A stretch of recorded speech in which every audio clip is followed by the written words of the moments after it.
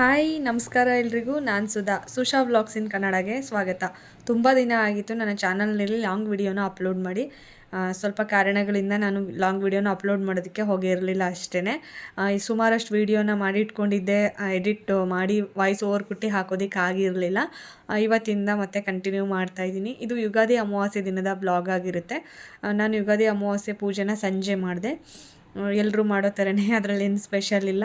But ನಾನು ಯಾವ ರೀತಿ ಮಾಡ್ತೀನಿ ಅಂತ ಹಂಚ್ಕೊಳ್ಳೋದೊಂದು ಕ್ಯೂರಿಯಾಸಿಟಿ ಇರುತ್ತಲ್ಲ, ಹಾಗಾಗಿ ಮಾಡ್ತಾಯಿದ್ದೀನಿ ವೀಡಿಯೋನ.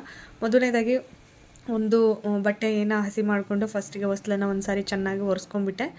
ಆಮೇಲಿಂದ ಅದಕ್ಕೆ ಅರಿಶಿನ ಮತ್ತು ನೀರು ಅಥವಾ ಹಾಲನ್ನ ಮಿಕ್ಸ್ ಮಾಡ್ತಾರೆ ಕೆಲವರು ಅರಿಶಿನಕ್ಕೆ. ಅಂದರೆ ಹೊಸ್ಲಿಗೇನು ತೊಂದರೆ ಆಗದೇ ಇರಲಿ ಅಂತ ಕೆಲವರು ಮೊಸರನ್ನ ಮಿಕ್ಸ್ ಮಾಡ್ತಾರೆ. ಅಂದರೆ ಮೊಸರನ್ನ ಅರಿಶಿನ ಜೊತೆ ಹಚ್ಚೋದ್ರಿಂದ ಹೊಸ್ಲು ತುಂಬಾ ಶೈನಿಂಗ್ ಬರುತ್ತೆ ಅನ್ನೋ ಉದ್ದೇಶಕ್ಕೆ ನಾನಿಲ್ಲಿ ಪ್ಲೇನ್ ವಾಟರ್, ಬರೀ ನೀರನ್ನು ಮಾತ್ರ ಅರಿಶಿನಕ್ಕೆ ಮಿಕ್ಸ್ ಮಾಡಿ ಹೊಸ್ಲಿಗೆ ಹಚ್ಚಿದ್ದಾಯಿತು. ಅರಿಶಿನ ಕುಂಕುಮನ ಇಟ್ಟೆ, ರಂಗೋಲಿ ಬರಿತೀನಿ. ನಾನು ಯಾವತ್ತು ಹೊಸ್ಲು ಮೇಲೆ 24 ಗೆರೆಗಳು ಕಂಪಲ್ಸರಿಯಾಗಿರುತ್ತೆ. ಅದಾಗಿ ಶ್ರೀ ಮತ್ತು ಶಂಖಚಕ್ರ ಇರುತ್ತೆ, ಮತ್ತು ಸ್ವಸ್ತಿಕ್ ಇರುತ್ತೆ. ಸೆಂಟ್ರಲ್ಲಿ ನಾನು ಮಧ್ಯದಲ್ಲಿ ಶ್ರೀಮ್ ಅಂತ ಕೂಡ ಬರೆದಿರ್ತೇನೆ. ಇದು ನನ್ನ ಡೈಲಿ ಹೊಸ್ಲು ಮೇಲೆ, ಅಂದರೆ ನಾನು ಅಮಾವಾಸ್ಯೆ ಆಯಿತು, ಮಂಗಳವಾರ ಶುಕ್ರವಾರ ಪೂಜೆ ಆಯಿತು ಅಂತ ಏನೂ ಇಲ್ಲ, ಡೈಲಿ ನಾನು ಇಷ್ಟಂತೂ ಬರೆದೇ ಇರ್ತೀನಿ. ಇನ್ನು ಹೊಸ್ಲು ಆಚೆ ಈಚೆ ಕೂಡ ಪುಟ್ಟದಾಗಿ ಯಾವುದಾದ್ರೂ ಒಂದು ಹೂವು ಆ ಥರದ್ದು ಯಾವುದಾದ್ರೂ ಒಂದು ಚಿಕ್ಕದಾಗಿ ರಂಗೋಲಿನ ಬರೆದಿಟ್ಟು ದೀಪನ ಅಂಟಿಸ್ತಾ ಇದ್ದೀನಿ. ಮಣ್ಣಿನ ದೀಪಗಳನ್ನ ಹೊರಗಡೆ ಅಂಟಿಸ್ತೀನಿ. ಗಾಳಿ ಇದ್ದಿದ್ದರಿಂದ ಹಾಗಾಗಿ ಹೋಗ್ತಾಯಿತ್ತು. ತುಂಬ ಮೇಂಟೈನ್ ಮಾಡಿದೆ ನಾನು, ನೋಡ್ತಾನೆ ಹೋಗ್ಬಿಟ್ಟಿರೋವು ದೀಪ ತಣದಿರೋವು. ಬಟ್ ನೋಡ್ತಾನೆ ನಾನು ನೋಡ್ಕೊಳ್ತಾನೆ ಇದ್ದೆ ದೀಪಗಳು ತಣಿಬಾರ್ದು ಅಂತೇಳಿ. ಹೋಗ್ತಾನೆ ಇತ್ತು. ನಾನು ಮತ್ತೆ ದೀಪಗಳನ್ನ ಹಚ್ಚಿಟ್ಟು ಅವತ್ತು ಅಮಾವಾಸ್ಯೆ ಆಗಿರೋದ್ರಿಂದ ನಿಂಬೆಹಣ್ಣನ್ನು ಕೂಡ ಕಟ್ ಮಾಡಿ ಹೊಸ್ಲು ಆಚೆ ಈಚೆ ಇಟ್ಟಿದ್ದಾಯಿತು. ಇನ್ನಿದು ತೆಂಗಿನಕಾಯಿ ದೇವಸ್ಥಾನದಿಂದ ತಂದಿದ್ದು ಹಾಗೆ ಇಟ್ಟಿದ್ದೆ ನಾನು ಇಷ್ಟು ದಿನದವರೆಗೂ. ಇವತ್ತು ಅದನ್ನು ಕಾಯಿ ಹೊಡೆಯೋ ಸಮಯ ಬಂತು, ಹೊಡೆದು ಪೂಜೆ ಮಾಡಿ. ಇದು ನಾನು ಸಣ್ಣದಾಗಿ ಒಂದು ರಂಗೋಲಿ ಬಿಟ್ಕೊಂಡೆ. ಈ ಮನೆಯಲ್ಲಿ ಸ್ವಲ್ಪ ರಂಗೋಲಿ ಹಾಕೋದಕ್ಕೆ ಜಾಗ ಇದೆ, ಹಾಗಾಗಿ ಈ ರೀತಿಯಾಗಿ ಹೊಸ್ಲು ಪೂಜೆನ ಮಾಡಿಟ್ಕೊಂಡೆ. ಹೊಸ್ಲು ಕಾಯಿ ಹೊಡೆದಿದ್ದೆ ಅಲ್ವಾ, ಹೊಸ್ಲಿಗೆ ಆಚೀಚೆ ಕೂಡ ಒಂದೊಂದನ್ನು ಇಟ್ಕೊಂಡಿದ್ದೀನಿ. ಮಧ್ಯದಲ್ಲಿ ಲಕ್ಷ್ಮೀ ಪಾದ ಹೇಗೆ ಕಾಣಿಸ್ತಿದೆಯೋ ಗೊತ್ತಿಲ್ಲ ನಿಮಗೆಲ್ಲ, ಲಕ್ಷ್ಮೀ ಪಾದನ ಬಿಡಿಸಿ ಅರಿಶಿನ ಕುಂಕುಮ ಇಟ್ಟಿದ್ದೀನಿ. ಇನ್ನಿದು ಬತ್ತೆ ತೋರಣ ಹೊಸ್ಲಿಗೆ ಹಾಕಿರೋದು. ಹೊಸ್ಲು ಪೂಜೆ ಇನ್ನು ಮುಗೀತು.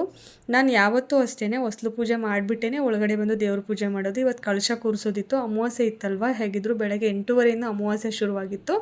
ನಾನು ತುಂಬ ಕೆಲಸ, ಮನೆಯೆಲ್ಲ ಕ್ಲೀನ್ ಮಾಡ್ತಾಯಿದ್ದೆ. ಬಟ್ ಬಟ್ಟೆಗಳು ಅಲ್ಲೊಂದು ಉಳ್ಕೊಬಿಟ್ಟಿತ್ತು.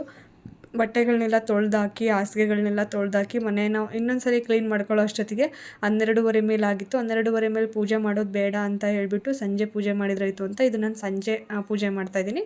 ಕಳಶ ಕೂರಿಸ್ಬೇಕಾದ್ರೆ ನಾನು ಕಳಶದ ನೀರಿಗೆ ಅರಿಶಿನ ಕುಂಕುಮ, ಕಾಯಿನ್ ಮತ್ತು ಹೂವು ಇದ್ದರೆ ಹೂವು ಹಾಕ್ತೀನಿ, ಇಲ್ಲಾಂದರೆ ಭೀಮಸೇನಿ ಕರ್ಪೂರ ಅಥವಾ ಪಚ್ಚ ಕರ್ಪೂರನ ಹಾಕ್ತೀನಿ. ಹೂವು ಹಾಕಿದ್ರೆ ಒಳಗಡೆ 15 ದಿನ ತನಕ ಕಳಶ ಎತ್ತಲಿಲ್ಲ ಅಂದರೆ, ತೆಗಿಲಿಲ್ಲ ಅಂದರೆ ಅದು ಮತ್ತೆ ಒಳಗಡೆ ಕೊಳ್ತೋಗೋ ಚಾನ್ಸ್ ಇರುತ್ತಲ್ಲ, ಹಾಗಾಗಿ ಕಳಶದ ಒಳಗಡೆ ಹೂವನ ಈ ಸರಿ ಹಾಕಿಲ್ಲ. ನಾನು ಅರಿಶಿನ ಕುಂಕುಮ, ಒಂದು 5 ರೂಪಾಯಿದು ಕಾಯಿನ್ನು ಮತ್ತು ಭೀಮಸೇನಿ ಕರ್ಪೂರನ ಪುಡಿ ಮಾಡಿ ಹಾಕಿದ್ದೀನಿ. ನಾನು ಯಾವಾಗಲೂ ಅಷ್ಟೇ ಕಳಶಕ್ಕೆ ಇಷ್ಟನ್ನು ಮಾತ್ರ ಹಾಕೋದು. ಇನ್ನು ವರಮಹಾಲಕ್ಷ್ಮಿ ಪೂಜೆನ ಮಾಡಿದಾಗ ಕಳಶದೊಳಗಡೆ ಬೆಳ್ಳಿ ಕಾಯಿನ್ನ ಹಾಕುತ್ತೀನಿ. ಹಾಗೆಯೇ ಬೆಳ್ಳಿ ದೀಪಗಳಿದೆ 2, ಅದನ್ನು ಅಂಟಿಸಿರ್ತೀನಿ. ದೇವರು ಇಷ್ಟು ಶಕ್ತಿಯನ್ನು ಮಾತ್ರ ಈಗಿನ ಮಟ್ಟಿಗೆ ಕೊಟ್ಟಿದ್ದಾರೆ. ನೋಡೋಣ ಮುಂದೊಂದು ದಿನ ನಾನು ಅಂದ್ಕೊಂಡಿರೋ ರೀತಿಯಾಗಿ ಒಂದಷ್ಟು ಕನಸುಗಳಿದೆ, ಅದನ್ನು ಈಡೇರಿಸ್ಕೊಂಡ್ಮೇಲೆ ಖಂಡಿತ ಬ್ಲಾಗಲ್ಲಿ ಶೇರ್ ಮಾಡ್ತಾ ಹೋಗ್ತೀನಿ. ನಿಜವಾಗ್ಲೂ ಪೂಜೆ ಫಲಿಸುತ್ತಾ ನಾವು ಮಾಡ್ತಕ್ಕಂಥದ್ದು ಅನ್ನೋ ಡೌಟ್ ಯಾರಿಗೂ ಸಹ ಬೇಡ. ನಿಜವಾಗ್ಲೂ ಒಂದು ಏಕಾಗ್ರತೆಯಿಂದ, ಒಂದೊಳ್ಳೆ ಬೇಡಿಕೆ, ಒಂದೊಳ್ಳೆ ಸಂಕಲ್ಪದೊಂದಿಗೆ ನಾವು ಮಾಡಿದ್ದೇ ಆಯಿತು ಅಂತಂದರೆ ನಿಜವಾಗ್ಲೂ ಆಗುತ್ತೆ.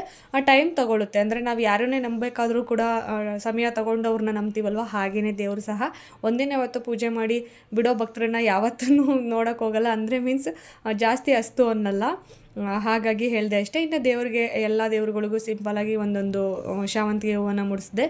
ಹೊಸ್ಲು ಪೂಜೆಯನ್ನು ಮುಗಿಸ್ಕೊಂಡಿದ್ದೆ ಅಲ್ವಾ, ಹಾಗಾಗಿ ಗಂಧದ ಕಡ್ಡಿಯಿಂದ ದೀಪನ ಅಂಟಿಸಿ ದೇವ್ರ ಪೂಜೆನ ಮುಗಿಸ್ಕೊಂಡೆ. ಇನ್ನು ಆವತ್ತು ಅಮಾವಾಸ್ಯೆ ಆಗಿರೋದ್ರಿಂದ ಕೆಂಡ ಮಾಡಿಕೊಂಡು, ಅಂದರೆ ಈ ಚಿಪ್ಪಿಂದ ಕೆಂಡ ಮಾಡ್ಕೋತಾರೆ. ನಾನಿವತ್ತು ಹಸುವಿನ ಬೆರಣಿ ಇತ್ತು ಮನೆಯಲ್ಲಿ, ಬೆರಣಿ ತರಿಸಿಟ್ಕೊಂಡಿದ್ದೆ. ಆ ಬೆರಣಿನ ಕೆಂಡ ಮಾಡ್ಕೊಂಡ್ಬಿಟ್ಟು ಪಲಾವ್ ಎಲೆ, ಲವಂಗ, ಭೀಮಸೇನಿ ಕರ್ಪೂರ, ಬಿಳಿ ಸಾಸಿವೆ ಮತ್ತು ಸಾಂಬ್ರಾಣಿನ ಹಾಕ್ಬಿಟ್ಟು ಧೂಪನ ತೋರಿಸ್ತೀನಿ. ನಿಜವಾಗ್ಲೂ ಹೇಳ್ತೀನಿ, ಭೀಮಸೇನಿ ಕರ್ಪೂರದ ವಾಸನೆ ಇರುತ್ತಲ್ವ, ಅದು ಹಾಗೆ ಇರುತ್ತೆ.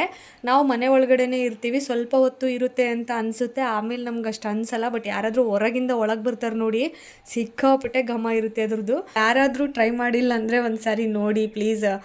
ತುಂಬ ಅಂದರೆ ತುಂಬ ಚೆನ್ನಾಗಿರುತ್ತೆ. ಹಂಗೇ ಒಳ್ಳೆ ವೈಬ್ ಸಹ ಇರುತ್ತೆ. ಇನ್ನು ದೇವರಿಗೆಲ್ಲ ಧೂಪ ತೋರಿಸಿ, ನಾನು ಹೊಸ್ಲಿಗೆಲ್ಲ ಧೂಪವನ್ನು ತೋರಿಸಿ, ಇನ್ನು ಮನೆ ಒಳಗೆಲ್ಲ ಧೂಪವನ್ನು ಹಿಡ್ಕೊಂಡು ತಗೊಂಡು ಬಂದಿದ್ದೆ ಆಲ್ರೆಡಿ ಹೊರಗಡೆ. ಇನ್ನು ಹೊರಗಡೆನೂ ಸಹ ನಾವೇನು ಮನೆಯಲ್ಲಿದ್ದೀವಲ್ಲ ಬಾಡಿಗೆ ಮನೇಲಿ, ಆ ಕಡೆ ಎಲ್ಲ ಮನೆ ಅಷ್ಟಕ್ಕೂ ನಾನು ಸಾಂಬ್ರಾಣಿನ ಹಿಡಿದ್ಬಿಟ್ಟು ಒಳಗಡೆ ಬಂದೆ. ಏನೋ ಮಿಸ್ ಮಾಡ್ತಿದ್ದೀನಿ ಅನ್ನಿಸ್ತು. ನೈವೇದ್ಯ ತಪ್ಪಾಯಿತು ಅಂತ ಕ್ಷಮೆ ಕೇಳಿಬಿಟ್ಟು ನೈವೇದ್ಯವನ್ನು ಲೇಟಾಗಿನೇ ಇಡ್ತಾಯಿದ್ದೀನಿ. ಇನ್ನು ನನಗೆ ಇದೊಂದು ಹಳೆ ಚಾಳಿ ಲೈಟನ್ನು ಆಫ್ ಮಾಡಿ ದೇವ್ರದ್ದು ಬೆಳಕಲ್ಲಿ, ಅಂದರೆ ದೀಪದ ಬೆಳಕಲ್ಲಿ ದೇವ್ರನ್ನ ನೋಡೋದು ಹಳೆ ಚಾಳಿ ಅಂತಲೇ ನನ್ನನ್ನು ನಾನು ರೇಗಿಸ್ಕೊಳ್ತಾ ಇರ್ತೀನಿ. ಸಿಕ್ಕಾಪಟ್ಟೆ ಇಷ್ಟ ನನಗೆ ಈ ವೈಬು. ಹಾಗಾಗಿ ಇದನ್ನು ಅವಾಗವಾಗ ಟ್ರೈ ಮಾಡ್ತಾ ಇರ್ತೀನಿ. ಇದು ನೋಡಿ ಹೊಸ್ಲು ಪೂಜೆ ಹೀಗಿತ್ತು, ಅಂಡ್ ದೇವ್ರ ಪೂಜೆ. ಈ ಪೂಜೆ ಈ ಬ್ಲಾಗು ನಿಮಗೆ ಇಷ್ಟ ಆಗಿರುತ್ತೆ ಅಂತ ನಾನು ಅಂದ್ಕೊಳ್ತೀನಿ. ಖಂಡಿತವಾಗ್ಲೂ ನಿಮ್ಗೇನಾದರೂ ಇಷ್ಟ ಆಗಿತ್ತು ಅಂತ ಅಂದರೆ ಚಾನಲ್ನ ಸಬ್ಸ್ಕ್ರೈಬ್ ಮಾಡಿ ಸಪೋರ್ಟ್ ಮಾಡಿ ಅಂತ ಕೇಳ್ಕೊಳ್ತೀನಿ. ಮತ್ತೆ ಒಂದು ಒಳ್ಳೆ ವಿಡಿಯೋದೊಂದಿಗೆ ಮುಂದಿನ ಬ್ಲಾಗಲ್ಲಿ ಸಿಗ್ತೀನಿ ಫ್ರೆಂಡ್ಸ್. ಹೋಗಿ ಬರ್ತೀನಿ ಇವಾಗ.